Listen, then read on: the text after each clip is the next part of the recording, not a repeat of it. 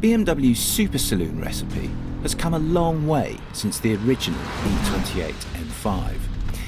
In this series, we'll be visiting 4 very different circuits in the UK, all of them Evo favourites and home to our track day and evening events. Should be fun, so let's get cracking.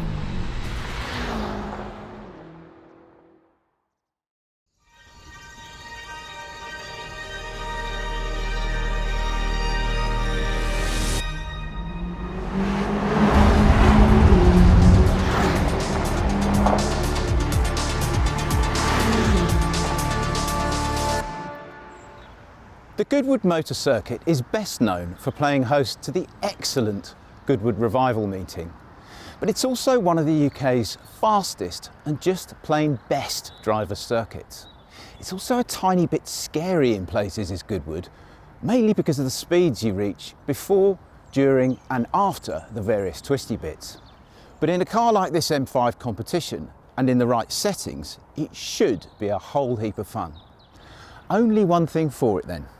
Let's find out. But before you go anywhere near a circuit like Goodwood, you need to work out what those settings might be. And to do that, you need to take a deep dive into the car's M menu and see what's available to you. Because as you can see, there are an awful lot of toys to play with, including a full launch control system, which can fire the M5 Competition to 62 miles an hour in just 3.3 seconds. I do love Goodwood. It really is a proper track. It's so fast in places. In fact, it's so fast everywhere, except for the chicane. But we'll come to the circuit in a minute. I'm just going to explain exactly what settings I've put the car in. It's not raining, but it's really greasy. It's not that warm today. So, I've got the engine in Sport Plus, I've got the transmission in S3, which are the 2 most aggressive settings that you can select. That's fine, that's where I want the car. I want the throttle nice and snappy. Of the 3 options with the chassis, which is basically super stiff, stiff or chilled for the road, I'm actually in stiff, which is Sport, rather than Sport Plus. You know, I've done a few trial laps, and by selecting Sport rather than Sport Plus, it just puts the dampers in a slightly softer setting, and the rear end in particular is just that much calmer and isn't trying to light up too much and engage the rear diff too aggressively over the very small but very greasy bumps that there are at Goodwood today. I'm playing around with the DSC setting. I've tried it with it on. I've tried it with it off completely and in 2-wheel drive, and that's hilarious, but you don't go anywhere, and it is a bit hairy today. So I'm in 4-wheel drive Sport with the M differential engaged.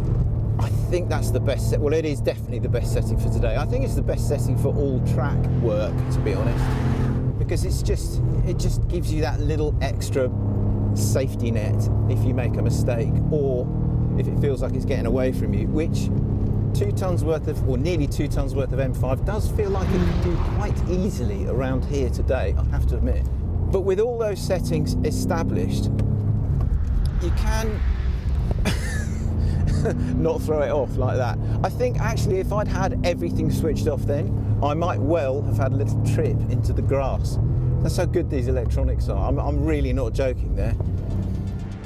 As you can see, Goodwood is quite some track to get your head round, especially in conditions such as these, and in a car as potent as the M5 Competition. The key is not to get too carried away to begin with, and to build your confidence gradually. Because if you attack it without first working out the various nuances, Goodwood will bite you. So let's talk about the lap itself. This is Madgwick. There's a nasty little bump in the middle of Madgwick, so you just need to be very careful of it and lay apex it. The second apex going out onto this straight here is the one that you want to get absolutely right, and then you come down to Ford water, which is frankly terrifying because it's one of those is it flat, isn't it flat in 5th corners. Today, not for me, it's not flat. but it's still very, very quick. Oh, under brakes into the right-hander at St Mary's. You want to carry as much speed into here as possible and then take it all off on the way into St Mary's itself, which is very slippery today. It's always really slippery, this corner, when it's wet, as you can see. Then down to Levant, brake in a straight line. Again, the surface at Levant is always really, really slippery for some reason, as you can see. And then it's just a matter of winding the power, as much power on as you possibly can without upsetting it all, and then down the home straight back towards the pit complex. Going flat through that kink at 135 miles an hour does feel quite sporty, quite entertaining, quite engaging. But this M5 competition is just so rapid in a straight line. Anyway, down to Woodcote, brake early, I think. And it's all about the second apex and getting it as neat as possible on the way out up to the chicane. Through the chicane, I'm in second gear.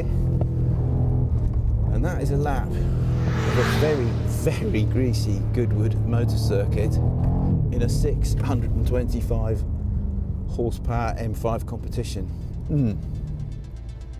You really need to manage what you do with the throttle, even with the electronics helping you out. Goodwood might not look much on paper, but it really is one of the great circuits, and it is not an easy one to master. Doing so requires patience, confidence, a reasonable amount of skill, and a well set up car.